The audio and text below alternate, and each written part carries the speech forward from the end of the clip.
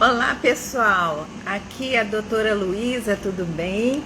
Vamos começar a nossa live muito especial. Temos um convidado maravilhoso que já vai entrar aqui conosco, que é o Sérgio Lima, que é uma grande pessoa, um terapeuta especializado em relacionamentos e nesse tema das relações abusivas. O Sérgio avisou que vai demorar um pouquinho para chegar, uns 10 minutinhos. Enquanto isso, nós vamos conversando entre nós aqui. Gostei de ver que já tem bastante gente entrando, acenando. Tudo bom, queridos? Tudo bom, Ana Lúcia? Tudo bom, Caio? Tudo bom, Gui? Maria Tereza, boa noite. Érica, boa noite. Tudo bom? Tudo bom, queridos? Pamela, tudo bem? Fico muito feliz de estar com vocês aqui ao vivo. Hoje nós vamos discutir um tema. Oi, Artemis, boa noite, tudo bem?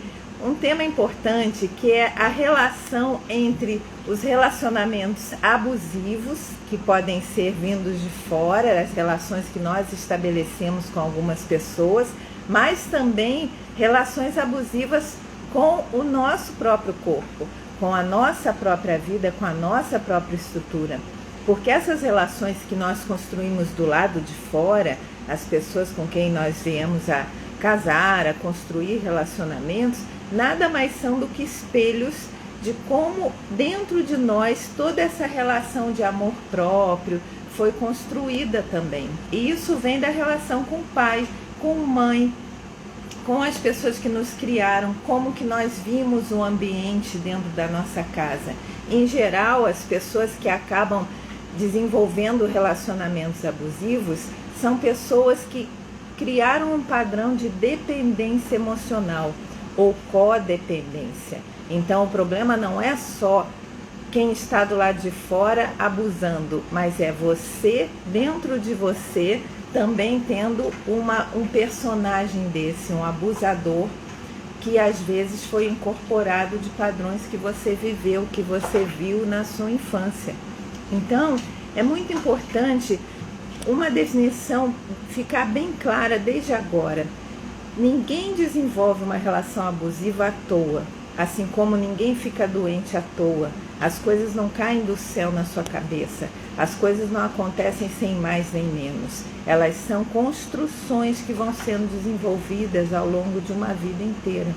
Então, quando você acaba caindo numa relação de abuso emocional e por causa disso você em geral vai ter uma relação abusiva com o seu próprio corpo também, vai permitir ou vai fazer coisas com seu próprio corpo que maltratem muito ele, e é por isso o tema da nossa live: depressão, ansiedade, obesidade. A própria obesidade, ela já é uma relação abusiva sua com seu corpo. Porque se houvesse um equilíbrio de emoções dentro de você, você não desenvolveria hábitos errados, nocivos de alimentação que poderiam levar você a uma obesidade. Tem uma curiosidade só sobre esse temazinho obesidade, enquanto o nosso querido não chega, que é assim: por mais que as pessoas tentem colocar a culpa no problema da tireoide, na genética da família, nas questões sociais, não existe obesidade sem erro alimentar, sem abuso alimentar. Então, antes de tudo, nós vamos refletir aqui hoje sobre o que está dentro de você que te leva a desenvolver relacionamentos, hábitos, alimentação ou o que quer que seja nocivo, abusivo, destrutivo com você. Só existe possibilidade de cura, de melhora, quando você olha para dentro e assume a responsabilidade pela sua saúde, pela sua integridade, por aquilo que você precisa desenvolver.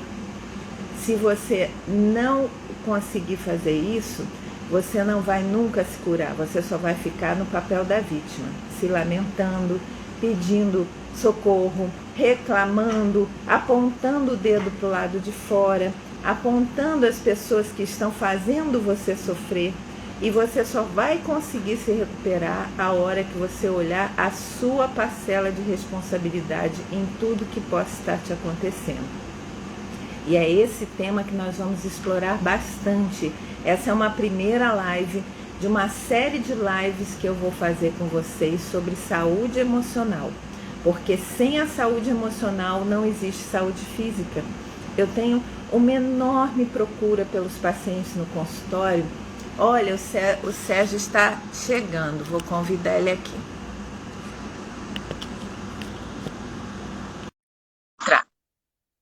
E aí depois eu falo mais um pouquinho com vocês. Vamos ver se ele entrou. Só um minutinho. Convidei ele aqui.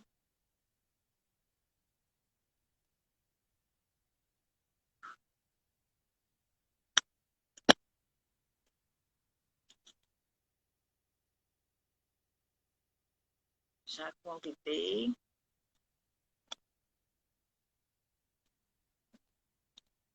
Agora vamos ver como é que ele entra aqui com a gente.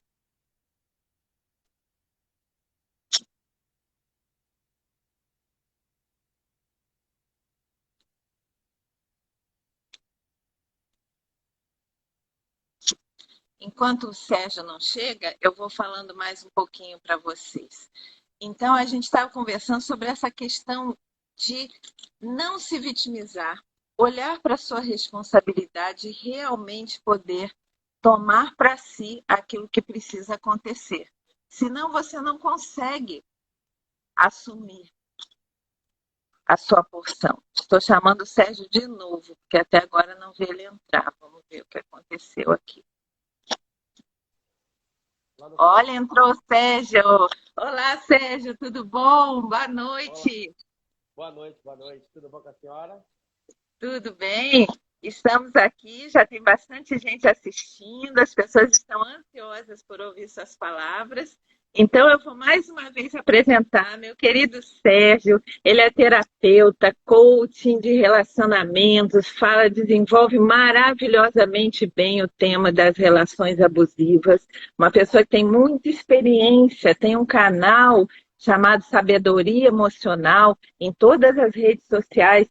Vale a pena vocês se inscreverem, seguirem, porque ele desenvolve muito bem esse tema, ajuda muita gente e é uma questão que no nosso país, no nosso planeta todo, mas em especial no nosso país, que é um país bastante de uma cultura bastante machista, bastante conservadora, essa questão do abuso emocional, ela é bastante grave e traz questões muito sérias, que, como a gente tem visto cada vez mais notícias, não é? Então, Sérgio, eu vou passar a palavra para você. Gostaria que você falasse um pouco sobre o tema do abuso emocional, aonde que a gente pode relacionar isso com a saúde das pessoas, com quadros como depressão, ansiedade, obesidade. No que isto se relaciona, Sérgio?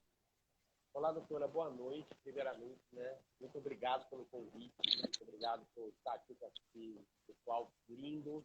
A todas as pessoas, obrigado pelo seu trabalho, né, que tem sido tão pertinente e ajudar tantas pessoas também. Eu me sinto muito honrado de estar aqui com você hoje. Espero que a gente consiga desenvolver bem o tema e ajudar mais as pessoas também, tá bom? Gente, falar de relacionamento abusivo, hoje em dia, ou de qualquer relacionamento tóxico, né? A palavra já diz, por que nós chamamos relacionamentos tóxicos? Justamente porque ele intoxica o nosso corpo, né? Eu acho que a pessoa está falando que está baixo o meu fone aí, né? Ou tá? Tá bem baixo, eu estou com dificuldade de te ouvir. Consigo resolver. Melhorou? Melhorou muito. Então tá. Aqui. Vamos lá, vamos fazer certo. Então, o que as pessoas hoje, elas não... O que a gente fala muito em relação a relacionamentos tóxicos é porque um relacionamento tóxico é um relacionamento que traz toxicidades ao nosso corpo, né? Muitas pessoas acham, e ainda hoje, fazem distinção entre saúde física e saúde emocional. Só que hoje nós sabemos, né, a OMS já sabe disso, os médicos, como a senhora com certeza sabe disso, que mais de 80% das doenças que nós desenvolvemos no nosso corpo são de cunho emocional e não apenas de cunho físico. E hoje em dia, até se sabe que as doenças virais, por exemplo, pessoas que estão mais propensas a se contaminar com gripe, com coronavírus, né? Com doenças como HIV, por exemplo, está ligado ao sistema imunológico dessas pessoas, às emoções dessas pessoas. Então, uma pessoa com a sua emoção descontrolada é uma pessoa com a sua saúde descontrolada, né? Uma pessoa que hoje em dia desenvolve relacionamentos tóxicos, ela desenvolve comportamentos que são nocivos ao seu próprio corpo. E ela acaba desenvolvendo, assim, doenças, desenvolvendo uma série de... Dá licença, falando em saúde, obrigado, meu amor. Falando em saúde, é a hora do meu shake aqui, né, da noite, então... Espero que eu esteja servido. Então, a gente tem que começar a trabalhar essa questão dos relacionamentos abusivos de uma maneira muito séria, sabe? Entender que as nossas relações, e quando eu falo relacionamentos abusivos, não é apenas relacionamento afetivo, né? Mas todo tipo de relacionamento que trazem problemas para a gente, que trazem dificuldades para que nós possamos resolver as questões dentro desse relacionamento, né? Então, um emprego, um chefe, no caso, parentes, amigos, vizinhos tóxicos que trazem para a gente toxicidade, são pessoas que impactam diretamente na nossa saúde física. Então, emoções e saúde física estão completamente ligados. Se você tem uma emoção ruim, uma emoção tóxica, se você desenvolve hormônios, né? Porque as emoções, a senhora como endocrinologista pode até explicar isso melhor para a gente, o pensamento, né? Quando a gente tem um pensamento, ele fala diretamente com as nossas glândulas. Fala com a nossa pituitária, que a pituitária vai falar que a suprarrenal vai soltar adrenalina. Ou seja, os nossos pensamentos, eles falam diretamente, eles ligam as nossas... as partes do nosso corpo, né, que produzem os hormônios, né, as nossas glândulas, então, e vai soltar isso no seu corpo, né? E hormônio é químico. Então, os seus pensamentos, eles vão para o seu sangue, eles vão correr na sua corrente sanguínea, eles vão passar por todo o seu corpo e vão entorpecer o seu corpo. Então, quanto mais hormônio como cortisol, como adrenalina, você lança no seu corpo, mais doente, mais envenenado o seu corpo está. E tem uma relação muito profunda disso com a depressão, porque chega um momento, nós temos dentro do corpo e dentro do cérebro uma interligação entre todos os hormônios, todas as glândulas e a fabricação dos neurotransmissores. Então, à medida que você vai se submetendo a situações de estresse muito pesadas e constantes, dentro, por exemplo, de uma dinâmica de relações assim, tóxicas, abusivas, de famílias disfuncionais que às vezes acompanham a pessoa desde a infância e vão ser reproduzidas nos relacionamentos. Acaba que o cérebro ele vai fazendo uma modelagem, uma neuroplasticidade que a gente chama. Ele começa a se conectar com uma formação viciada de neurotransmissores e a criar muitas vezes dependência até daquelas emoções ruins, como se fosse uma droga. E, nesse caso, a comida errada faz isso também. A pessoa começa a precisar daquela, entre aspas, emoção barata, não é, Sérgio? De repente precisa daquela adrenalina, precisa daquele estímulo que às vezes é até ruim, mas é o que a pessoa tem, e ela fica naquele gatilho e vai gastando suas reservas da possibilidade de formar neurotransmissores mais positivos, de alegria, de bem-estar. Ela só vive daquelas descargas de tensão ocasionais. Por isso que todo viciado acaba procurando aquilo outra vez e outra vez, outra vez. E isso que o viciado procura, que é uma descarga rápida, não é um estado constante de bem-estar, pode estar numa droga, pode estar na comida, pode estar no relacionamento. Na verdade, está se mexendo no mesmo lugar do cérebro, não é? E até na relação consigo mesmo. Fala um pouquinho mais sobre isso. Né? Exatamente. Quando você é colocado dentro de um estímulo, porque as pessoas têm que entender o seguinte, nenhum viciado começou a usar droga para terminar na sarjeta, para perder a família, para ir morar no Guarda-Ponte, para... Não, todo viciado entrou porque ele teve uma sensação que superou as suas expectativas. Né? Então ele usou aquela droga. Tem uma cena no filme Os Sem Floresta, um desenho animado, se você puder assistir, não sei quem já assistiu, que os bichinhos da floresta estavam lá tudo felizinho, comendo as nozes, comendo as comidinhas da floresta, e de repente o guaxinim leva salgadinho para eles, sabe? Salgadinhos industrializados, fandangos e tal.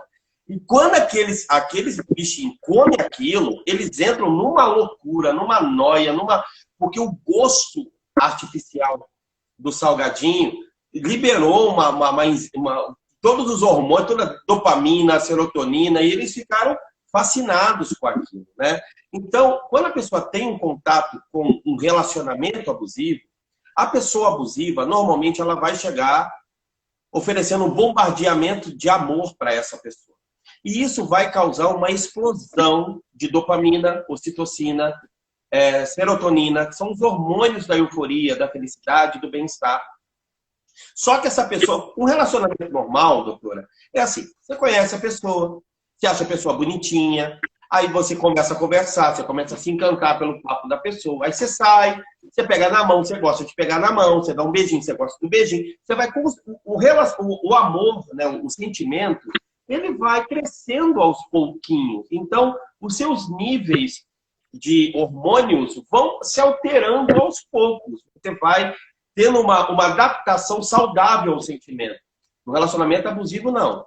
Ele já vai chegar com todo um pacote para gerar em você uma explosão hormonal. E aí, quando você tem essa explosão hormonal, você tem uma experiência afetiva que você nunca teve antes. Aí você começa a achar que você achou o amor da sua vida. A pessoa, por exemplo, como é que eu distingo alguém que está me paquerando com alguém que está fazendo um bomb love? Alguém que está te paquerando, ele vai te elogiar, ele vai querer te levar para sair, vai dizer que você é bonito. O bomb love, a pessoa já vai chegar dizendo que quer casar com você, que você é a mulher dos sonhos.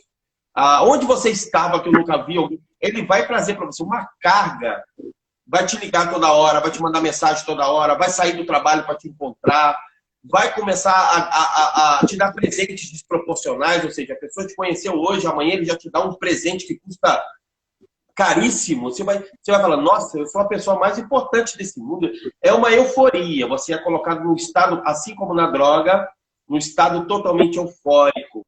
E aí, essa pessoa vai tirar você do estado de euforia, que nós chamamos disso de tirar você do altar, e vai começar um processo de invalidação e humilhação. Ou seja, você vai sair automaticamente do processo de produção de dopamina, serotonina e endorfina para o processo de produção de adrenalina, que também é altamente viciante. E aí você quer, a todo custo, a pessoa vai começar a te humilhar. E aí você quer, a todo custo, voltar à sensação de euforia que você teve no início. E aí, como que você vai voltar à sensação, querer voltar à sensação de euforia? Oferecendo. Aí você passa a dar mais amor, mais carinho, mais sexo. Você passa a aceitar o inaceitável. Você passa a perdoar o imperdoável. Você passa, assim como um usuário de drogas, fazer de tudo para ter aquela euforia de volta. Entendeu? Então, começa a gerar a dependência emocional, não é, Sérgio? A codependência, né? Exatamente. Tanto que hoje, né, a neurociência já sabe disso, que um relacionamento tóxico, ele causa o mesmo impacto no cérebro do que uma pessoa dependente de cocaína ou de crack. Exatamente igual. Tanto que o processo de abstinência de uma pessoa, quando ela sai de um relacionamento abusivo, é um processo de abstinência cruel. Não é uma pessoa sofrendo porque acabou um relacionamento. A pessoa tem uma abstinência de drogas mesmo, né? Ela tem tremedeiras, ela tem vômitos, ela tem prostração, ela tem irritabilidade, ela é capaz de tudo para ter um pouquinho daquela pessoa de novo. Ela entra num processo total de perda dos valores, né? E de grau de importância. Ou seja, ela abre mão muitas vezes de filhos.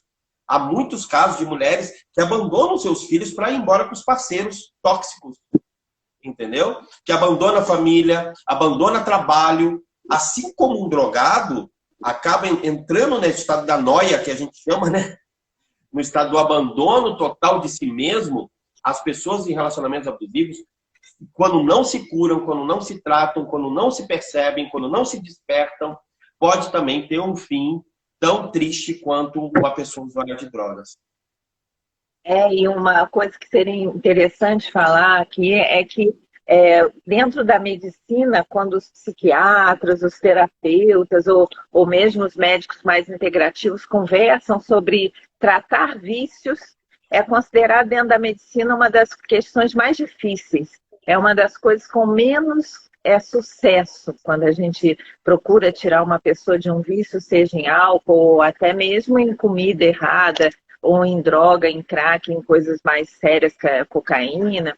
Por isso que, assim, às vezes precisam de medicação, precisam de acompanhamento terapêutico e o índice de sucesso é baixo, se consideram tratamentos ingratos. E da mesma forma, as pessoas dependentes emocionalmente, se elas não olharem com seriedade para essas questões, não procurarem de fato ajuda, elas podem ter uma vida toda jogada fora aos pedaços por criarem situações desse tipo repetidamente e não conseguirem sair desse circuito. Tanto é que a tendência é, às vezes, a pessoa ou voltar para o mesmo relacionamento que a estava destruindo, e muitas vezes com características que são muito comuns. Você pega uma pessoa tentando sair de uma relação abusiva ou que acabou de sair, ela sai sempre falida financeiramente, doente fisicamente, muito abatida, muitas vezes, na maioria das vezes, com sintomas importantes de depressão, com crises de ansiedade. Então, a pessoa olha para aquele período na vida dela, que às vezes passaram-se 10 anos, 20 anos, uma existência inteira, e vê que a vida dela não progrediu para quase nada, só foi se destruindo, igualzinho um usuário de droga. E mesmo assim é uma dificuldade gigantesca para sair, não é, Sérgio? Às vezes vai pular para uma outra relação igualzinha, né?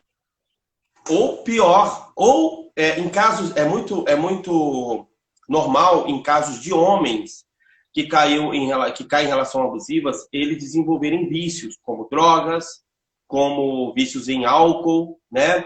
Trabalham vícios, se tornam workaholics, né? Ou até mesmo homens que caem em relacionamentos abusivos, eles se tornam homens viciados em prostituição, né? Em sair com prostitutas e tudo mais. Ele começa a entrar em outros vícios. E mulheres, elas desenvolvem as doenças psicossomáticas, né? Então, depressão, ansiedade, obesidade, problemas no sono, quedas. Aí vem o problema com o cortisol, né? O excesso de cortisol. Quedas de cabelo, unhas quebradiças, a prisão de ventre, a pele fica ruim, fica uma pele oleosa.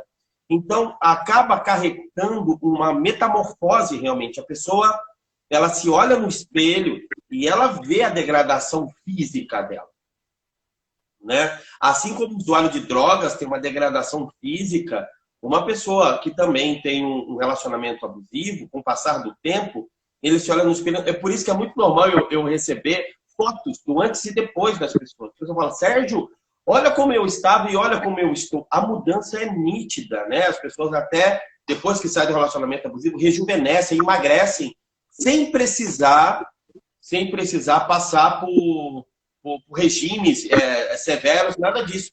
Apenas porque saíram do estado de estresse, o cortisol começou a sair do sangue e essa pessoa vai desinchando, vamos dizer assim, né?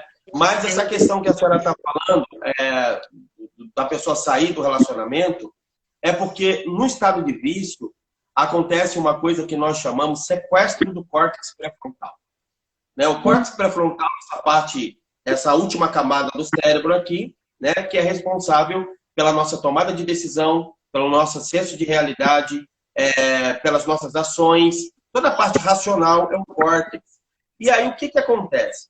O sistema límbico, ou aqui o hipocampo, que é a parte infectada, e também o cerebelo, ou parte que nós chamamos de cérebro reptiliano, eles estão totalmente tomados pelo vício. A dopamina tomou eles e quer a todo custo aquilo que ela acredita que é a solução para tudo, né? Ou seja, o relacionamento, vamos por aqui no caso. E o córtex é que tem a missão de convencer as duas outras partes a sair dessa. É a sua parte racional que vai começar a conversar. Só o que essas duas partes do cérebro fazem? Sequestram, enganam o córtex. Então, o córtex, ao invés de trabalhar para tirar a pessoa da dependência, ele começa a validar. Como? Contando historinhas tristes, usando desculpas, ai, mas é tão difícil, ai, mas é tão complicado, ai, mas homem é assim mesmo, ai, mas não é o primeiro, mas minha mãe foi assim, por que comigo tem que ser diferente? Essa é a sua razão trabalhando contra você. Ao invés da sua, mas eu não vou conseguir, eu sou fraco, eu não tenho força, eu não tenho dinheiro, sabe? O que vai ser de mim sem essa pessoa? Se ele me abandonar, eu vou ficar sozinho, eu não vou conseguir. É o seu córtex que está, ao invés de trabalhar para gerar racionalidade e ação, para que você saia, ele começa a trabalhar escravo das outras duas partes do cérebro. Então, é por isso que é tão difícil, porque você encontrar uma abertura, né, psicológica e também neurológica para você começar a convencer, a trabalhar essas três partes do cérebro que elas não precisam daquele relacionamento, daquele estímulo para poder sobreviver, é muito difícil. Mas não é impossível. Exatamente. E a pessoa precisa estar consciente da gravidade da situação. Eu gostaria que você falasse um pouquinho para os nossos ouvintes, assim, o que leva uma pessoa a procurar uma relação assim. Antes de você entrar, eu estava conversando com todo mundo sobre isso, de que existe algo que já vem de antes, que já está na estrutura daquela pessoa, na criação, nos modelos familiares, e que a pessoa precisa se dar conta que, antes de tudo, são escolhas dela também, para que ela não caia no papel da vítima, que é tão comum a pessoa que cai em relações assim, se achar vítima, achar que foi Deus que mandou, achar que recebeu um castigo, achar que a culpa é toda do outro, né? Então, você só começa um processo de cura quando você enxerga onde está o problema dentro de você e vai tratá-lo, para que você entenda que o outro ele é algo que você precisou procurar para viver, porque tinha questões dentro de você necessitando passar por isso, né? Tenta falar um pouquinho dessas questões, do que vem antes, para que a pessoa caia numa armadilha dessa, né? Antes de mais nada, assim como todo vício, né, existe uma predisposição genética para isso, tá? Então, se você for olhar, e quando a gente fala uma predisposição genética, né, hoje a genética, a memética, que é um estudo dentro da genética, né, a gente já sabe que comportamentos passam por célula, eles se reproduzem, né? Então, por exemplo, é por isso que outro dia, só para você ter uma ideia, eu estava sentado na casa da minha avó e eu peguei um pedaço de frango para comer. Esse movimento meu de pegar a coxa de frango e comer, no jeito que eu rasguei, a minha avó começou a chorar. Eu disse, vó, por que você não está chorando? Ela falou assim, porque você fez igualzinho o seu avô fazia. Você se comportou igual o seu avô se comportou. Seu avô sentava igual você está sentado, ele pegava do jeito que você pegava e ele comia do jeito que você comia. E a mastigação dele é igualzinho à sua. Ou seja, as células comportamentais do meu avô passaram para minha mãe e passaram para mim. Os comportamentos se reproduzem. Então, nós temos, por exemplo, comportamentos ancestrais. Carl Jung vai chamar isso de inconsciente coletivo, né? Que são os comportamentos que vão se passando pelas gerações até chegar até mim. Então, uma família que tem uma estrutura disfuncional, de comportamentos disfuncionais, tá? Ancestrais disfuncionais, pessoas na família com problemas mentais, como esquizofrenia, por exemplo, como psicose, como doenças mentais, pessoas que têm na família vícios, né? Muitos alcoólatras, pessoas com histórico de vício, pode sim gerar, principalmente pulando uma geração, né? Já se sabe que as doenças predispostas, como por exemplo o câncer, normalmente você pula uma geração. O avô teve, a mãe não vai ter, mas o neto pode ter. Tem mais propensão a ter. Isso eu não sei se tem alguma explicação científica, mas existe um estudo apontando isso. Bom, então primeiro, os meus ancestrais. Então você precisa olhar quem vem atrás de você, né? 2, tá? As experiências que essa criança vai ter. Então, por exemplo, Uma criança que é rejeitada pelo pai, que é rejeitada pela mãe. Uma criança, gente, por mais que ela não fale, por mais que ela não se comunique verbalmente, mas ela está sentindo e ela está aprendendo com tudo a sua volta. Inclusive intrauterinamente, tá? Dentro da barriga. Oi? A criança é uma antena, ela capta tudo do ambiente dela, inclusive comportamentos e emoções, até na maneira como ela é tocada, como você está falando da barriga, né? Se ela é desejada, se ela não é, ali ela vai criando já um padrão de comportamento que pode se arrastar para a vida inteira, né? Exatamente. Então, olha só. Hoje eu peguei um caso, uma situação assim. Por exemplo, uma paciente minha me contou, por exemplo, que no dia que ela nasceu, estava tendo uma festa e a mãe pediu para o pai buscar um bolo nessa festa. A mãe estava em casa grávida, falou, está tendo uma festa de bairro, sabe? De junina, essas coisas todas. Falou, busca um bolo para mim? Esse homem foi e não voltou. E a bolsa estourou e ela nasceu. E o pai, na verdade, não veio ver ela nascer. E quem pegou ela nos braços foi o avô. Olha que coisa. Essa moça, ela desenvolveu um afeto paterno pelo avô, porque o avô foi o primeiro que pegou. E ela entra em relacionamentos abusivos porque ela está buscando esse pai que foi embora e não voltou. Então, no momento que ela nasceu, gerou-se um trauma intrauterino, ou uma crença intrauterina. O homem que deveria me amar vai me abandonar. E assim ela tem... Uhum. Desculpa, Sérgio, cortar. Por trás de todo codependente, de toda pessoa que entra numa relação abusiva, tem alguém que está muito inseguro do seu merecimento de amor, né? Que está sempre pedindo, solicitando, tentando obter amor e segurança, não é mesmo? Exato, por isso que é tão importante fazer terapia. Porque quando a gente faz terapia, a gente identifica onde está. O terapeuta ele vai identificar. Por exemplo, eu identifiquei esse traço, né, nela e a gente já vai tratar isso com ela. Agora ela já sabe. Antes ela não tinha esse conhecimento, agora ela tem. E a gente sabe aonde está, como foi gerado e a gente vai fazer todo o tratamento para ela.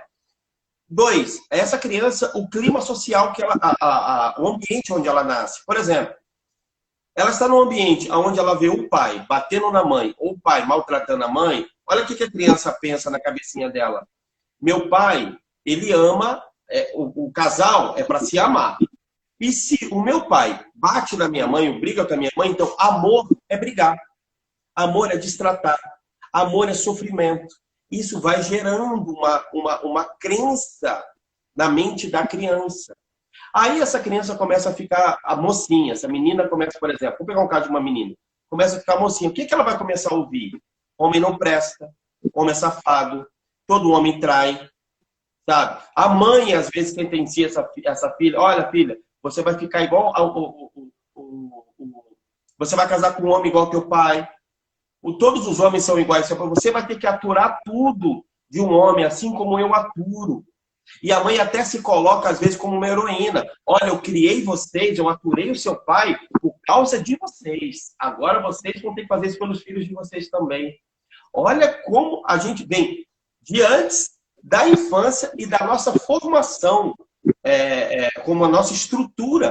E essas informações, elas vão para uma área do cérebro, que está aqui, que é o nosso cerebelo, de tanta gente repeti-la, ela fica gravada numa área do cérebro, uma área motora. Isso fica gravado nos seus músculos, né? Desce pela sua coluna espinhal, desce e vai para todo o seu corpo. Isso se torna uma verdade, isso se torna você, se torna a sua personalidade.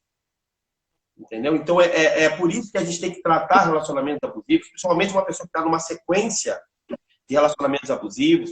Essa pessoa precisa parar e precisa realmente fazer uma autoanálise da sua história e quebrar todas essas crenças, quebrar todos esses princípios, quebrar toda essa formação, renegar tudo isso e ressignificar o cérebro. Porque acaba que chega um momento que eu vejo muito no consultório, é assim, a pessoa precisa reorganizar todo esse circuito de neurotransmissores e hormônios que está completamente bagunçado. Muitas vezes ela vai precisar de vários medicamentos e auxílios para o cérebro voltar a trabalhar. São processos lentos e vai precisar apoio terapêutico, porque se ela não entender também todo esse circuito que vem lá do começo da vida dela, ela não consegue se desapegar desses padrões, e o que a gente chama de falsas crenças, né? Às vezes a pessoa acredita mesmo que é assim que se relaciona. E hoje a gente está num país, principalmente, mas o mundo todo está muito desorganizado nesse sentido, onde essas crenças erradas sobre o que é afeto, o que é ter a atenção do outro, elas são muito incorporadas. A gente vive numa situação de abuso quase que o tempo todo, inclusive social. A gente cada vez vê mais coisas absurdamente erradas sendo incorporadas como normalidade na sociedade, vê crianças sendo abusadas o tempo todo, pedofilia e abusos, como a gente tem visto até na mídia acontecendo, crimes com crianças, com adolescentes, com familiares, dentro da própria estrutura familiar. E é essa base que vai fazer a pessoa, muitas vezes, construir na vida dela do lado de fora, às vezes não só nos relacionamentos afetivos mais íntimos de casamento, mas também nas amizades ou no trabalho, relações extremamente distorcidas, disfuncionais e adoecidas. E o corpo da gente, isso que eu estava lá no comecinho explicando, ele ou anda para frente ou anda para trás, ele não fica muito estável parado. Ou você desce a ladeira ou você sobe. Então, quanto mais você incorpora hábitos saudáveis, você começa a dormir melhor, aí teu corpo vai se regular mais, você vai comer melhor, como você falou do cortisol, teus níveis de cortisol regulam, você vai desinchar, vai emagrecer naturalmente, incorporando uma alimentação saudável, aí você só quer melhorar cada vez mais. Quando você está na ladeira abaixo, cada vez mais você vai ficando privado de substâncias que poderiam te trazer de novo bem-estar. Então não tem hormônio bom, tem muito cortisol circulando, muita adrenalina, não tem serotonina, não tem dopamina suficiente, não tem... Aí a pessoa vai ficando sem energia, começa a dar distúrbio de tireoide também, que é muito psicossomático, e é uma epidemia hoje em dia. Aí vai tentando lutar contra aquilo, muitas vezes sem recurso, porque o corpo está cada vez mais desorganizado. Então, é muito importante essa consciência, né, Sérgio, do momento em que você olha para a sua vida e diz, isso aqui não é só tomar um remedinho antidepressivo que vai resolver, né? Não. E também não é só fazer terapia que vai resolver. O corpo, nós somos seres integrais, sabe? Eu falo muito isso. Tem gente que quer resolver por exemplo, eu vejo muita gente falando assim, eu vou tomar cetralina, tá tudo certo. Não tá. Porque você vai liberar a serotonina, você toma a cetralina, mas a serotonina, ela precisa ser liberada no lugar certo também. Ela precisa acionar o lugar certo do seu cérebro. Isso só vai acontecer, por exemplo, você pode ter dopamina na ínsula, que controla as emoções, ou você pode ter dopamina no córtex. O correto é você ter no córtex. Aqui, o excesso de dopamina na sua ínsula, ela vai gerar emoções descompensadas, ela vai gerar uma série de coisas que não é legal. Então, a gente precisa equilibrar. Então, as pessoas precisam entender que é corpo, alma e espírito. Sabe? Nós precisamos entender que nós somos uma integralidade. Então, eu cuido do meu corpo com exercícios físicos, eu cuido do meu corpo com nutracêuticos, como eu acabei de tomar agora, sabe? Eu cuido do meu corpo fazendo massagem no meu corpo, passando creme no meu corpo, eu cuido do meu corpo indo fazer a minha barba, eu preciso cuidar do meu corpo, usando uma roupa que eu gosto, uma roupinha que está cheirosa. Isso tudo é cuidar do corpo.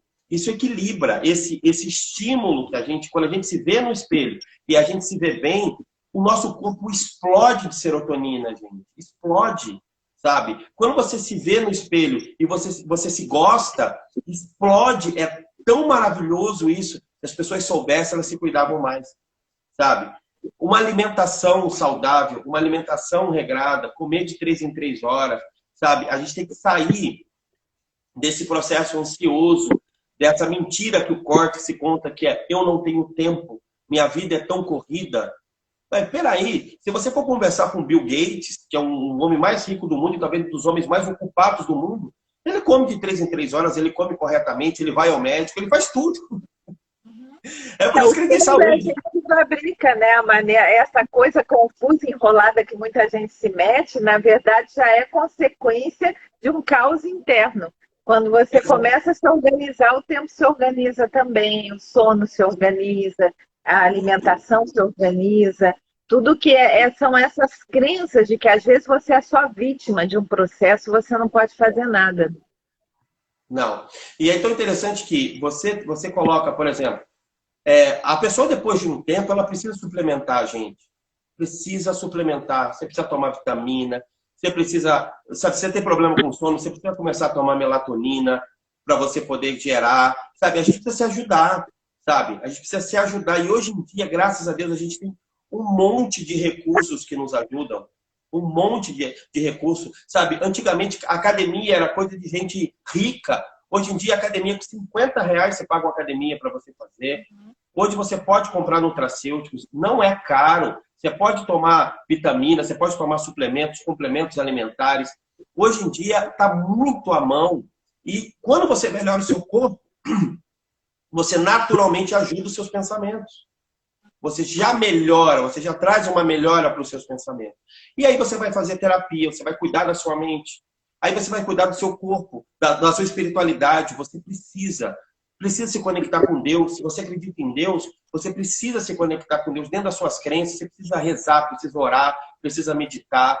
Você precisa ter um tempo de reflexão. Cuidado espiritual é isso. Para um momento do seu dia, vai ler um pouquinho, vai se conectar um pouquinho, vai agradecer um pouquinho. Tem gente que passa o dia inteiro, não olha para o céu, não sente o sol, não agradece, vai dormir, não agradece. O agradecimento libera serotonina, libera dopamina. Uma pessoa que é grata, ela vive 15 anos mais do que uma pessoa que não exerce gratidão. Sabe? Então, a gente precisa se ver como um ser integral, como um ser que eu preciso cuidar do meu corpo, da minha alma e do meu espírito. Quando a gente junta tudo e a gente se ajuda nos três, nós somos trino, né? Quando a gente se junta e trabalha as três partes, poxa, a gente evolui bastante. E fala um pouquinho, vamos agora abordar um pouquinho dessas fases da relação abusiva, que você nas suas lives e nos seus vídeos fala muito disso, é muito interessante, né? Como que você já falou um pouquinho do love bombing, que é aquele momento que parece uma grande paixão, uma explosão, e que na verdade é como se injetasse uma droga na veia da pessoa, que cria tanto efeito hormonal que depois a pessoa tende a se agarrar naquilo e a querer aquilo de qualquer maneira de novo. Mas fala um pouco das outras fases que são tão características e tão previsíveis até para quem já conhece um pouquinho, para que as pessoas comecem a pensar como que elas podem daqui para frente olhar para suas vidas, para os seus relacionamentos, para quem já conseguiu sair de alguma relação assim, não entrar novamente, né? Como que ela identifica essas fases? Como todo ciclo tóxico, como todo ciclo viciante, né? Tudo que é vício, ele é cíclico, né? O vício, ele é reconhecido por algo que é cíclico. Diferente de tudo que é saudável, ele é linear. Tudo que é saudável é linear. Por exemplo, uma pessoa que está equilibrada emocionalmente, ela tem uma vida linear. Ela tem rotina, ela tem produtividade, ela consegue gerar ela ter uma vida linear. Ela é linear financeiramente. Uma pessoa que é envolvida por algum tipo de vício, ela tem uma vida oscilante. Né? E o relacionamento abusivo não é diferente. Então, é aquele bombardeamento de amor. Você conheceu a pessoa vai se apresentar para você como um príncipe encantado. E em menos de um mês, já quer casar, já quer ter filho, já te dá carro zero, e já quer que você vai morar junto, e é sexo toda hora, carinho toda hora, é beijo toda hora, é restaurante caríssimo toda hora, você é tomada, você fica entorpecido, te liga toda hora, fica até de madrugada com você no telefone, te amo, te amo, te amo, te amo. Meu Deus. Aí logo depois, né, a gente chama isso de bomba, e logo a fase do altar, ou a fase onde a pessoa te coloca no pedestal, fase do pedestal. Você se sente realmente num pedestal. Você é única, ou único, né? E de repente essa pessoa do nada, ou sabe, por alguma coisa ela te tira do pedestal e ela começa um processo que nós chamamos de processo de humilhação. Você agora já não é mais tão bonito, Eu agora já não tenho mais tanto tempo para você. Agora eu estou ocupado. Agora você me atrapalha. Agora eu estou com sono. Agora você não é mais tão legal como você era antes. Agora o seu cabelo não é mais tão bonito como era antes. A roupa que você usava, que eu tanto gostava, agora é roupa de vagabunda. Agora é roupa de mulher que não é correta, sabe? Sabe? Aí a pessoa começa a invalidar você. A pessoa começa a trazer a você as suas piores, uma pior versão sua. E aí isso vai criar em você, sabe, uma necessidade. A pessoa fala assim, ué, mas é tão fácil. Se eu estou sendo humilhado, eu saio da relação. Sim, uma relação normal. Mas você já foi entorpecido pelo seu Bomb Love. E o abusador vai fazer você acreditar que ele está te humilhando por culpa sua. Porque você agora não está mais se comportando como antes. Porque você agora não está mais sendo como você foi aqui. Entendeu? E aí o que você tenta fazer?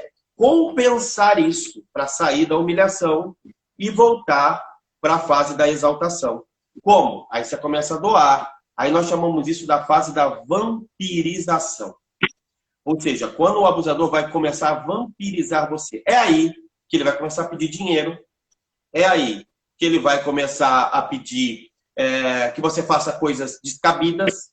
É aí que ele vai começar a te pedir para você aceitar o inaceitável. É aí que você vai começar a pedir perdão por coisas que você não fez. É aí que você vai começar a dar mais uma chance para coisas que você não daria chance. Porque você quer provar para essa pessoa que você é aquela pessoa do Bomb Love, que você é aquela diva maravilhosa, incrível. Você não quer ser a megera, você quer ser a princesa. Ninguém quer ser a megera da vida. Todo mundo quer ser a princesa de alguém, né? E aí você quer faz de tudo para voltar a deixar de ser a bruxa e voltar a ser a princesa. E é nesse processo, nesse arco, que você vai dando, doando, fazendo. E quando você percebe, nós fizemos que você se acha como um saco furado. Você fica como um saco vazio. Você está vazia. Porque você já deu tudo, já aceitou. Ah, desculpe.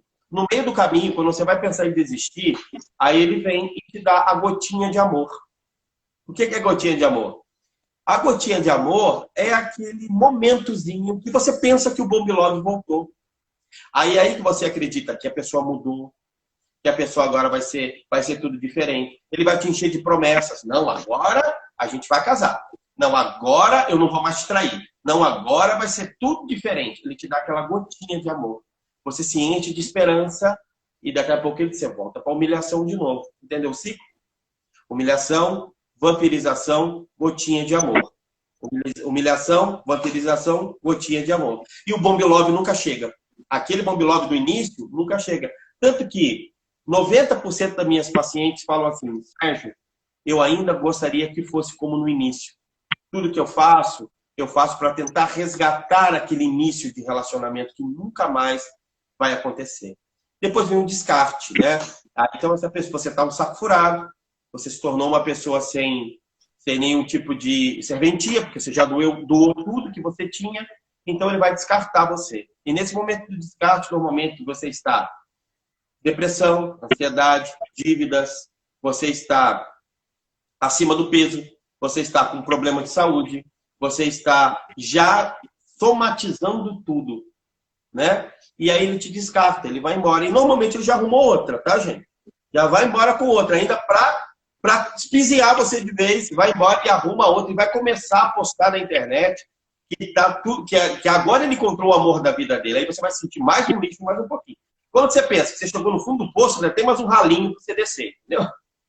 E aí, doutora, depois começa uma fase, que é a fase da abstinência, aonde o seu cérebro vai ter aquela necessidade química da adrenalina e da dopamina que você tinha no relacionamento e não tem mais. Aí o que acontece? Você começa a entrar nessa fase, que é a fase que é realmente igual à fase de abstinência em drogas. Você começa a ter sintomas físicos, vômitos, tremedeira, pesadelos, problemas com sono, agressividade, depressão, ansiedade, irritabilidade. Aí você começa a desenvolver mania de perseguição, começa a andar na rua e você começa a achar que a pessoa está te perseguindo. Você fica olhando o celular toda hora, paranoia, para ver se a pessoa te mandou uma mensagem. você começa a ter atitudes impulsivas, vai atrás da pessoa, começa a perseguir, vai atrás da nova namorada, quer bater nela.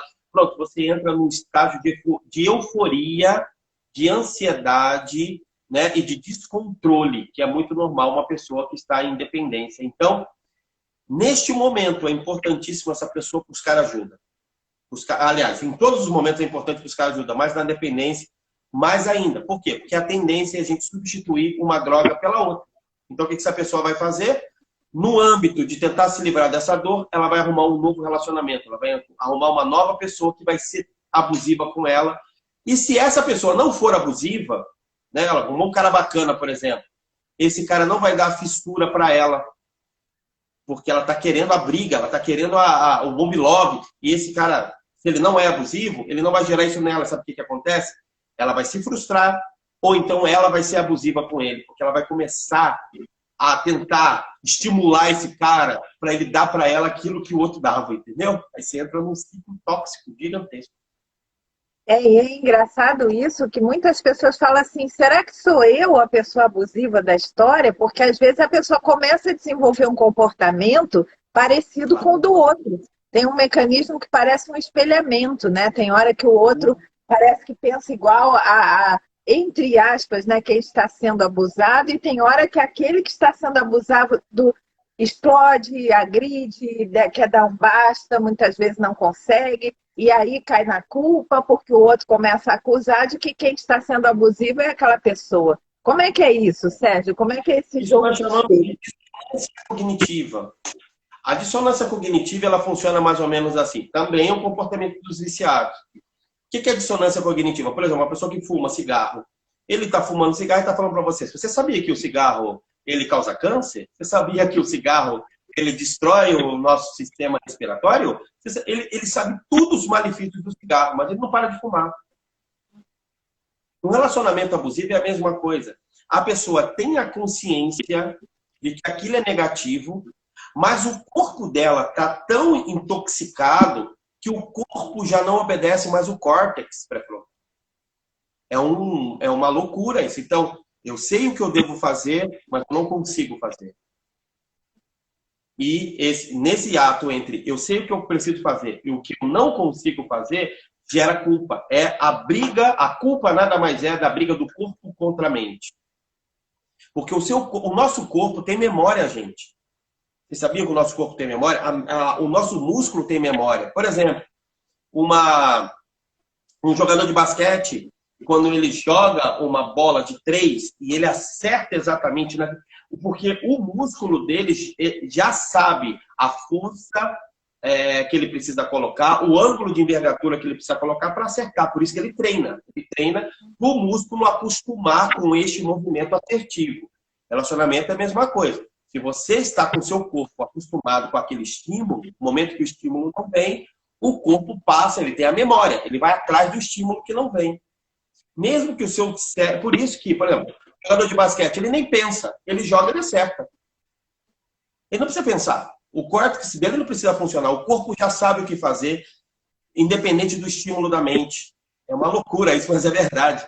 E dentro do relacionamento é a mesma coisa. O seu corpo, você começa a se comportar de uma forma, porque você foi treinada para isso. Você está recebendo estímulos de agressão todos os dias, de humilhação todos os dias, de desconforto todos os dias. Todos os dias você é bombardeada com esse estímulo. No momento que esse estímulo não tem mais, o seu corpo começa a ir atrás do estímulo.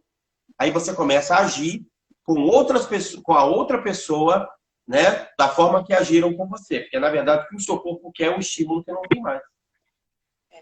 E uma coisa muito peculiar, que é triste de ver, acontece muito, é essa confusão mental. A pessoa vai perdendo a capacidade de julgamento, de clareza mental do que é certo, do que é errado, do que está acontecendo de fato. Em geral, a pessoa que está nesse papel do abusador, ela é um narcisista, é alguém que tem uma capacidade de manipulação sobre o outro muito grande. São pessoas inteligentes, em geral, e que sabem manipular as emoções do outro. Então, a pessoa fica naquele jogo de querer aprovação, de mendigar atenção, de querer mostrar que está certo, às vezes até tentando provar que o outro está errado, e gasta tempo e energia com aquilo. aí chega um momento, não aguenta mais, agride, aí se sente culpada. Então, vira um grande jogo muito destrutivo, né? E outra coisa muito característica de quase todas as situações é um empobrecimento financeiro também. As pessoas não progridem nas suas vidas profissionais, não conseguem fazer bons negócios nas suas escolhas de gasto de dinheiro, muitas vezes vão se compensar excessivamente por aquele estresse todo, ou comendo, ou até entrando também em um outro tipo de droga, ou até em abuso de medicamentos, que muitas vezes os medicamentos entram também como drogas, se não forem bem orientados, e a pessoa vai se perdendo no meio daquela confusão toda e de tantos estímulos nocivos que ela foi permitindo acontecerem. Agora, tem algumas pessoas aqui já perguntando e colocando questões assim, mas como parar todo esse circuito tão destrutivo? É começar a procurar a ajuda certa e começar realmente a colocar a vida de uma maneira bem clara e objetiva, o que precisa ser feito e agir, para não deixar que esse movimento que eu tinha falado ladeira abaixo, né, que essa desorganização progressiva vá trazendo situações cada vez mais caóticas e até doenças, né? Exatamente. O nosso cérebro, ele tem um sistema de recompensa, né? Tudo que nós fazemos, ele precisa ser validado. Então, tudo que nós fazemos, nós queremos uma recompensa. Ou seja, um muito obrigado, ou seja, um salário no final do mês, ou seja, tudo que a gente faz, a gente quer uma recompensa. Se você faz uma comida, você quer que alguém fale, tá gostosa, parabéns, tá deliciosa. Se não vê, a gente fica meio tristinho, né? Então, a gente sempre quer uma recompensa. É normal isso. Olha só, no relacionamento abusivo, o seu sistema de recompensa, ele está todo descompensado. Então, o seu cérebro acredita que a recompensa é o Bom Love, ou seja, é voltar para aquela situação do início. Então, você fica no ciclo. E o nosso corpo sempre vai nos afastar da dor. A gente quer ir para o prazer, que é o sistema de recompensa, e fugir da dor. Ok? E aonde está a dor? Quando eu saio do ciclo. Porque quando eu saio do ciclo, eu vou passar pela abstinência, eu vou passar pela falta, eu vou passar pela dor, eu vou passar pelo abandono, tudo que eu não quero. Então, assim como um usuário de drogas precisa ir para uma clínica de reabilitação e passar pela abstinência, ele precisa sentir a falta, ele precisa sentir a dor na carne, ele precisa, sabe, se desintoxicar, e para isso precisa de distanciamento. Por isso que vai para uma clínica de recuperação. Então, para sair disso, primeira coisa, você precisa ter contato zero com a pessoa. Se você não entra em contato zero, que é esse distanciamento, você não sai. Segundo, você vai ter que monitorar, passar por um processo de ajuda terapêutica, endócrina, de saúde, para você ter força emocional, física, psicológica, sabe, hormonal, para você não voltar, não quebrar esse contato. E aí, com o tempo, o seu corpo vai desintoxicando, os seus níveis de hormônio vão se equilibrando, o seu córtex volta a funcionar, sabe? E com um bom trabalho terapêutico, as crenças da sua mente a gente começa a ressignificar e você quebra o ciclo abusivo. Mas para isso você precisa passar por um período da dor. Você precisa passar pelo... O seu corpo precisa acreditar. Como é que você livra uma pessoa do vício? Quando a sua mente entende que você não consegue, que você pode viver sem aquele vício. Porque o vício é uma ilusão do cérebro que você não consegue sobreviver sem ele. Por mais danos que ele traz para você, você não consegue sobreviver sem ele. Então, a nossa tarefa é fazer você aprender e dizer para o seu cérebro que você não consegue viver, que você pode viver sem esse estímulo, sem esse vício. Esse é o nosso grande desafio e é possível fazer isso.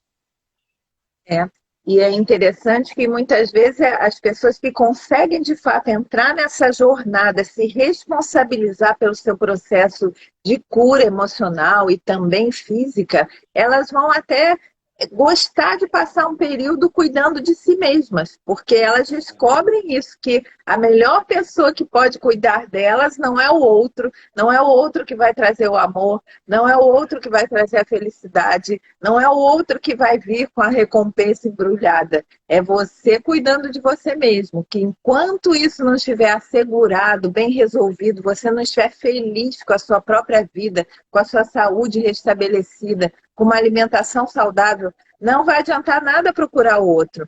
E eu vejo muito pessoas que saem de uma relação e até para punir o parceiro ou para querer mostrar para o outro do que elas são capazes, elas já querem logo entrar em outra, já querem acionar um aplicativo qualquer, quando não tinha pandemia, já querem ir para a rua conhecer alguém, não toleram ficar sozinhas, né? Então, fala um pouquinho sobre isso, Sérgio.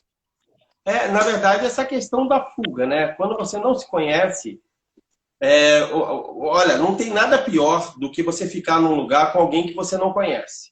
Né? Já ficou, por exemplo, numa sala de espera com uma pessoa na sua frente, essa pessoa que você não conhece, você está na presença de alguém que você não conhece é torturante. Você está na presença... Ou você tem duas opções. Ou você fica tímido e com medo, ou você tenta fazer uma amizade com aquela pessoa. Né? Quando você passa por um período do relacionamento abusivo, você quebra, você tem duas opções. Ou você vai ficar com medo de você a vida inteira, e você vai buscar isso, ou você vai tentar se conhecer. Sabe? E aí, quando você tenta se conhecer, você se surpreende tanto, porque você vai começar a perceber alguém bonito, alguém inteligente, alguém legal, e que é gostoso estar com você, que é gostoso conversar com você, que é gostoso passar um tempo com você, que é gostoso rir com você. Sabe, eu lembro que quando eu saí do ciclo abusivo, né, do relacionamento que eu tive, eu me olhei no espelho e eu falei, Sérgio, você é um cara tão simpático, você é um cara legal, bacana, quer namorar comigo? Eu me pedi namoro. E eu fui pro cinema comigo. Primeira vez na minha vida que eu saí sozinho. Eu fui pro cinema comigo, eu me dei presentes, eu me mandava mensagem no WhatsApp todo dia, bom dia, lindão, e aí, como é que você tá? E tal. Eu comecei a me curtir, eu fui pra academia, sabe, fui cuidar do meu corpo, fui cuidar da minha barba, fui cuidar de mim, fui cuidar do meu trabalho, fui trabalhar, fui ganhar dinheiro. Eu comecei a dar foco em mim e me conhecer. E quando eu comecei a me conhecer, eu encontrei uma pessoa que eu não troco por pessoa nenhuma nesse mundo. Entendeu? Uhum. É interessante isso, né? Porque depois de um tempo, quem consegue sair desse circuito, olha para trás e fala assim, nossa, como é que eu estava daquele jeito e não percebia, né? E muitas vezes vai olhar para o relacionamento onde estava e vai pensar assim, como que eu aguentei tanta coisa durante tanto tempo? Que muitas vezes são relações longas, muito destrutivas, que tomam anos da vida de uma pessoa, né? E é na hora que Exato. consegue fazer o que você está falando que fez, é que a vida começa a mudar, né? Ó, eu vou falar algo para você. Uma pessoa que entra no relacionamento abusivo, ela está tentando compensar uma falta. Tá? Todo mundo que vai buscar uma droga está tentando compensar uma falta. E a falta de si mesmo. Quando a gente não se entende, quando a gente não se vê, a gente procura compensar isso com coisas externas. Quando você sai e você passa por um período de autoconhecimento, você entra num relacionamento, essa pessoa que entra, ela não entra no lugar da falta, ela entra para potencializar a presença. Como assim potencializar a presença? Por exemplo, hoje eu me amo tanto, eu gosto tanto, eu gosto tanto de mim, sabe? Que a pessoa que eu me relaciono com a Fabrícia, ela torna o meu eu melhor do que eu sou. Eu falo para ela assim, Fabi, olha, eu amo ficar sozinho. Eu amo fazer as minhas coisas. Eu amo fazer o meu trabalho. Eu amo fazer as minhas coisas. Eu amo ficar sozinho. Adoro, não tem problema nenhum de ficar sozinho. Mas quando eu tô com você, é muito melhor. Entendeu? Então não é uma falta. É uma potencialização da presença. Então, quando eu estou com ela, eu posso ser alguém potencialmente melhor. E ela pode ser alguém potencialmente melhor. Não significa que não tenhamos problemas. Todo relacionamento tem problema. Mas nós nos sentimos potencialmente melhor. Porque ela se completa nela e eu me completo em mim. E os dois se juntam para maximizar a presença de um e do outro. No relacionamento abusivo, não. Você está sempre compensando uma falta. Mas para isso você precisa se conhecer. Para sair desse ciclo, Você precisa se conhecer, porque quem entra no teu mundo, gente, depois, amigo, parente, trabalho, qualquer coisa, depois que você sai do relacionamento abusivo, você passa por um processo de autoconhecimento, você fica tão seletivo depois, porque é tão gostoso, o seu mundo está tão legal, que quem entra tem que ser para melhorar, porque quem entra para piorar, você já tira, você nem deixa entrar, entendeu? Então, é por isso que vale a pena você fazer um processo de renovação mental.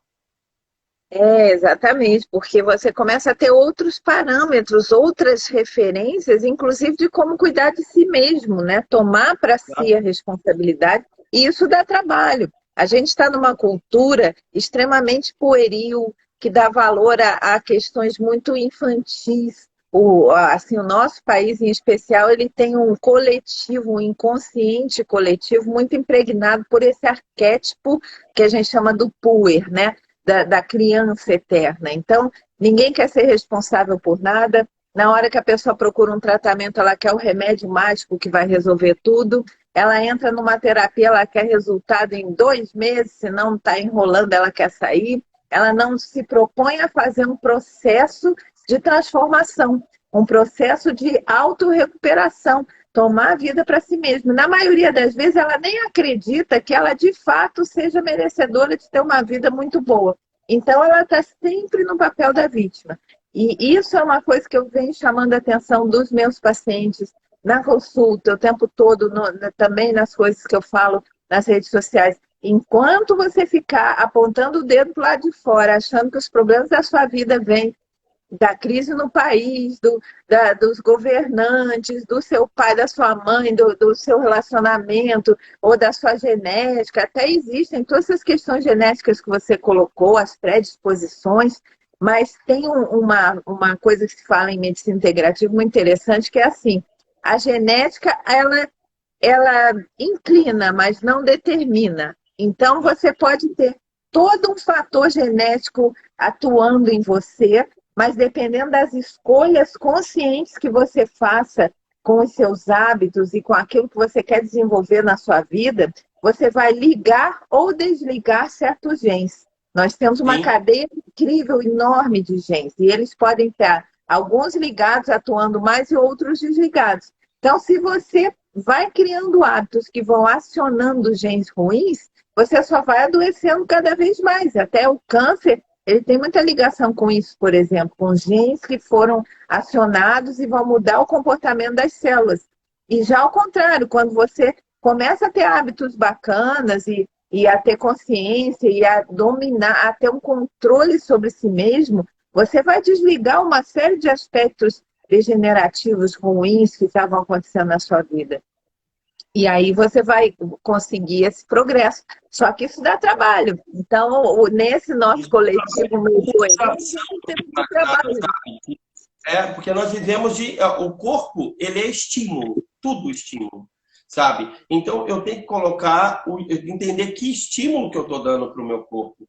E a senhora falou uma coisa muito interessante, que é a questão realmente, a vítima, ela não precisa fazer nada. Por quê? Porque a responsabilização está na mão do outro. Entendeu? Então, a vítima, ela precisa fazer o quê? Nada. Ela já é vítima. Agora, nós nem usamos, na nossa terapia, a gente nem usa a palavra vítima. Sabe? Nós usamos a palavra responsável. Eu sou responsável pelo relacionamento. Se esse relacionamento aconteceu comigo, porque alguma coisa de errada estava em mim. Então não adianta eu ficar olhando o outro, o que o outro fez. Não, agora, porque eu brinco, né? Que a minha grande questão é por que eu trabalho com relacionamentos abusivos? Eu trabalho hoje com relacionamentos abusivos porque eu quero entender o que faz as pessoas ficarem no relacionamento abusivo. O abusador, ele é o abusador. Daqui a 100 anos, o abusador é o abusador. Ele não vai mudar nada.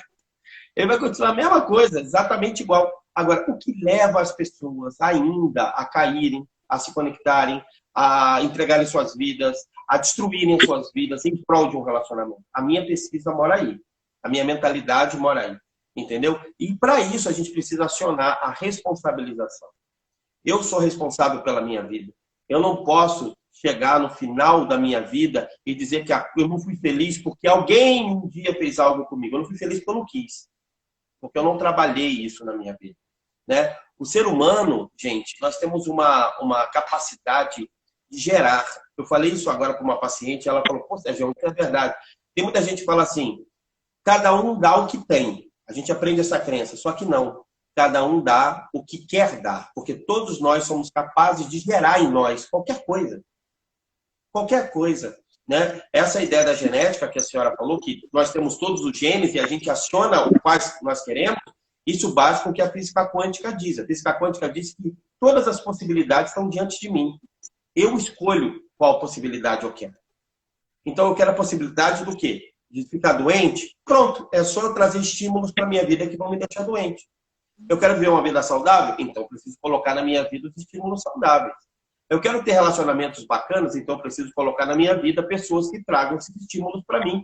E eu vou levar esses estímulos para essas pessoas. Se a gente começa a trabalhar dessa maneira consciente, o nosso nível de assertividade na vida cresce muito. E ter coragem de cortar o que precisa ser cortado, né? Que é o que eu vejo mais dificuldade dentro desse comportamento um pouco pueril, muito típico da nossa sociedade, onde a culpa está sempre do lado de fora. E essa a responsabilização que dá trabalho, que você tem que abrir mão, que você tem que tirar um monte de coisa ruim, pessoas que não estão bacanas, hábitos que não são legais, mudar coisas que te trazem uma recompensa transitória, mas que no fim o efeito é pior e no fim das contas você está mal. Conseguir dar esse corte é muito importante. E isso que você já tinha falado, da questão do contato zero com aquilo que te faz mal. Sejam pessoas, sejam substâncias, sejam alimentos. Você conseguir realmente dizer, agora eu vou atravessar esse deserto que é passar pela abstinência, mas eu vou me recuperar e eu vou sair disso. Não é? Exato. É a coragem de passar pela dor. Não tem o que fazer. A gente tem que passar e a gente tem que passar de maneira consciente, sabendo que no final é o nível de recompensa. Eu jogo a recompensa para depois da dor. Depois eu vou encontrar, eu vou conseguir, sabe? Agora, o grande problema é que é o nível de merecimento. As pessoas acreditam que elas não vão conseguir, porque elas não merecem. Elas não merecem. Porque a mãe diz que ela não merece, o pai diz que ela não merece, porque aí as crenças nos vencem. E é por isso que é importante passar por um processo de quebra de crença, porque você precisa ressignificar para você poder alcançar. Tem uma colocação aqui que a pessoa fala assim, tem uma área do cérebro que é responsável pelo desenvolvimento da empatia. Fala um pouquinho disso, Sérgio. Tem sim, né? Nós temos algumas áreas do cérebro, né? Que trabalham muito a questão da empatia, né? A empatia está ligada na ínsula, a comunicação que a ínsula faz com o córtex pré-frontal, tem toda uma estrutura que, se a gente for explicar aqui, o cérebro é muito complexo, né, gente? Então, mas a empatia nada mais é, trocando em miúdos, a emoção, tá? A emoção que ela é racionalizada pelo córtex. Então, a emoção, ela é gerada no nosso sistema, no nosso hipocampo, ali na ínsula, no hipotálamo, em toda aquela região, está ligada à memória. Ligou-se ela vem muitas vezes aqui dessa área de trás, que é a área reptiliana, o cerebelo, que vem um instinto, o instinto passa pela ínsula, vira uma emoção, e aí ela vem para o córtex. E a gente racionaliza uma emoção.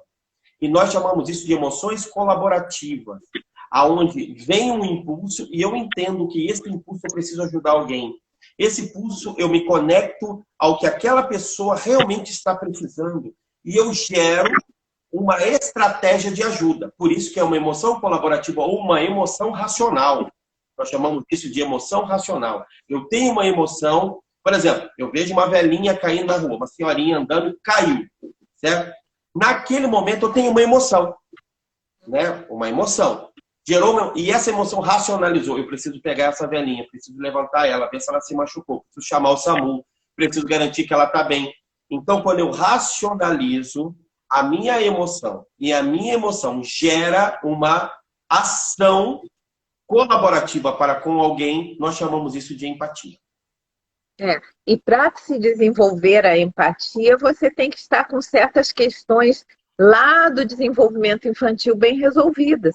Por isso que se fala que o narcisista, que em geral é quem faz esse papel de abusador na vida do outro, é alguém que ficou preso num dos primeiros estágios do desenvolvimento infantil, não é? Assim, nos estágios onde as necessidades não foram bem atendidas e a pessoa desenvolveu quase que um comportamento reativo de querer tudo para si ou de se defender de uma sensação de fragilidade, onde ela fica tentando reproduzir algum comportamento abusivo que já sofreu. Muitas vezes a pessoa atua na repetição e aí ele tem uma fissura emocional, ele não desenvolve a empatia, né? Isso tem muitos graus que podem chegar até na empatia. Né? São áreas do cérebro. No cérebro trino, a gente trabalha aqui com a ideia do cérebro trino, né? Que é reptiliano, sistema límbico e córtex pré-frontal. Então, por exemplo, um bebezinho, ele tem os instintos dele ali funcionando mais. Né? Então, ele tem vontade de fazer cocô, ele faz. Ele tem vontade de xixi, ele faz. Tem vontade de chorar, ele faz. Um bebezinho, ele é quase todo instinto. Com o passar do tempo, o sistema do hipocampo, o sistema límbico vai ligando. Essa criança vai se tornando afeto. Então, ela fica abraçadinha com a mamãe, ela dá beijinho, ela faz carinho. A criança é muito carinhosa, muito afetiva, é muito emocional. Né? Depois, com 5, 6 anos, o córtex pré-frontal começa a ligar.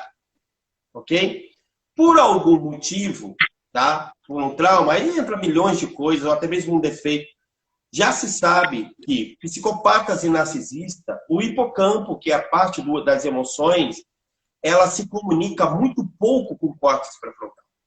Muito pouco. É por isso que elas não são capazes de gerar emoções racionais, emoções colaborativas. Sabe? Então fica funcionando muito nessa área aqui.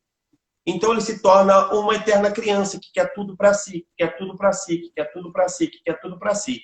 E ao mesmo tempo, como funciona separadamente, quase que separadamente, ele tem um segundo cérebro racional aqui, que se comunica pouco com os outros dois. Então, quando esse cérebro aqui ele é acionado, ele é extremamente frio. Ele não consegue pegar informações daqui. Ele é extremamente planejador, ele é extremamente calculista, porque ele pega pouca informação aqui do hipocampo, aqui da parte emocional, entendeu? Então, quando ele está aqui, ele é essa parte criança. Ele quer tudo para si, do jeito dele, da forma dele. E quando ele precisa agir, ele age apenas somente pela razão. Então, ele se torna alguém extremamente frio. Porque essa comunicação, ela é deficitária. Né? Então, é por isso que eles têm esse tipo de comportamento que eles têm. Com pouquíssima empatia. E é interessante que acaba ficando uma coisa tão articulada, porque no início, no love bombing, no início da relação, parece que é a pessoa mais afetiva do mundo. E é isso que deixa tão encantado o codependente, porque aquela pessoa é muito faminta emocionalmente, atrás de aprovação e de um carinho que faltou uma vida inteira, vem esse abusador, muitas vezes de maneira manipuladora, e envolve a pessoa com todo esse carinho que faltou uma vida inteira, com toda essa atenção, com promessas de felicidade e de, principalmente, validação.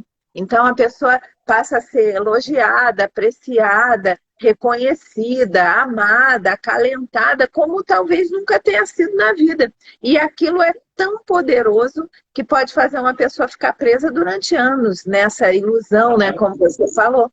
E tem aqui algumas perguntas, muitas falando assim, quanto tempo leva para a pessoa se dar conta de que está num relacionamento tóxico, abusivo e de que precisa sair, né? Então, o que você diz sobre isso? Eu acho que não tem um tempo específico para cada um, né?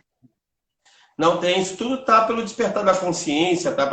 Tudo é muito complexo, né? Então, algumas pessoas me perguntam assim, quanto tempo demora a abstinência? Depende. Eu conheço pessoas que passam por abstinência de uma semana, de 15 dias, de um mês, tem gente que está há 10 anos no sistema de abstinência.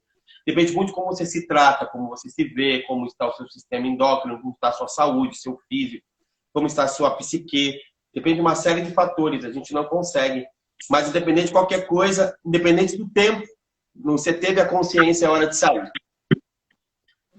É interessante, agora eu vou começar a direcionar um pouquinho para as perguntas, tá, Sérgio? Porque daqui a pouco a gente precisa encerrar a nossa live, já estamos com pouco tempo.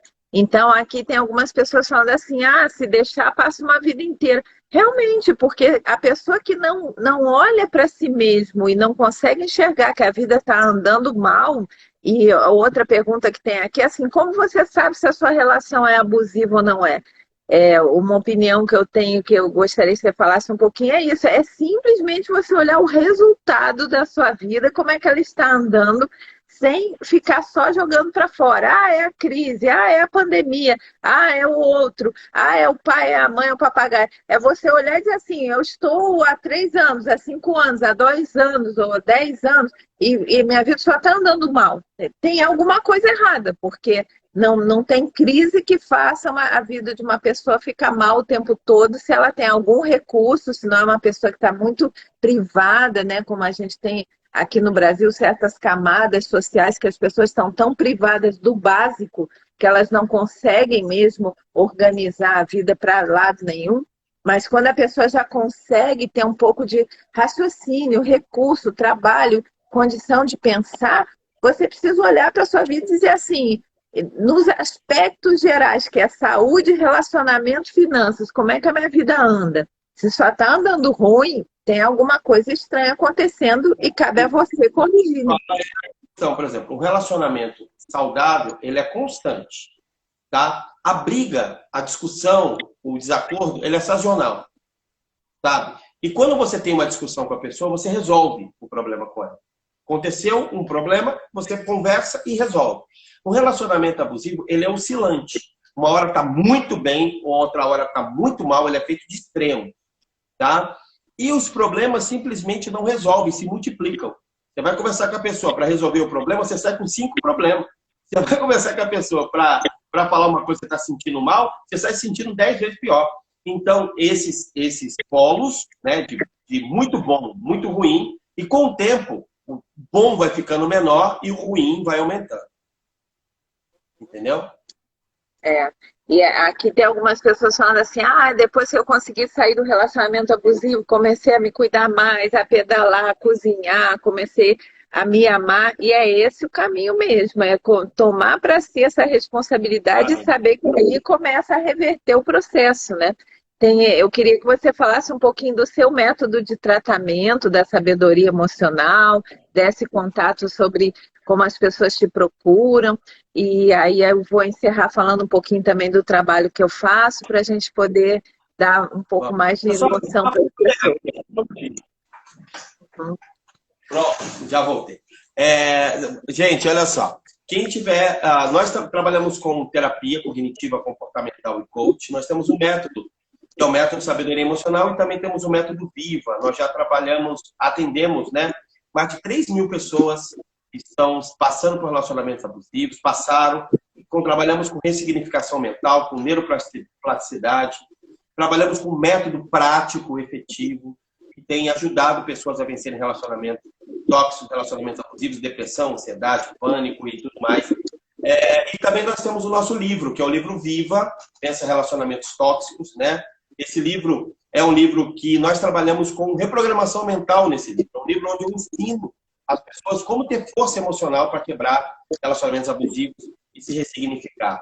Se alguém quiser marcar terapia com a gente online, tá? Nossa terapia online, pode me chamar no direct, sabedoria.emocional, já pode me chamar. Se alguém quiser o livro também, é só falar comigo, que eu vou ter o maior prazer de estar mandando um livro para vocês. E também, nós temos o nosso canal no YouTube, tá? Que é o Sabedoria Emocional. Nós temos vídeos falando sobre relacionamentos abusivos. Então, quem quiser pode ir lá no nosso canal. E também eu acabei de abrir agora um grupo no Telegram, onde nós todos os dias estamos levando dicas. É gratuito. Então, se alguém quiser o livro, marcar terapia, ou então entrar no nosso canal no Telegram, é só me chamar no direct, que eu já mando os links, já mando todas as informações sobre o nosso trabalho.